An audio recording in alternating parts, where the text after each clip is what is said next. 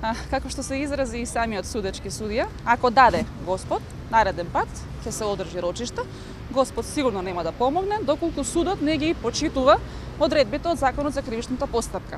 Конкретно, одредбата од член 365 од ЗКП предвидува доколку уредно повиканиот обвинет не дојде на главна расправа, а изостанокот не го оправда, судот да издаде наредба за негово присилно доведување. Конкретно од наша страна како застапници на обвинението, такво нешто и беше предложено, меѓутоа дали судот ќе постапи на тој начин, се очекува да видиме. Рековте дека можно да застари делото. Во кои сегменти како е тоа можно? Какви се законските одредби? Значи вака, кривичното дело е сторено во месец јуни 2013 година. Релативна застареност настапува, значи после 5 години, а апсолутна во 2023. Меѓутоа, ако продолжиме на овој начин, на секое рочиште да отсуствува некој од обвинетите или пак некој од адвокатите или некој да биде болен, најверојатно пред 2020 година нема да започнеме. Така. Толку за денес. Благодарам.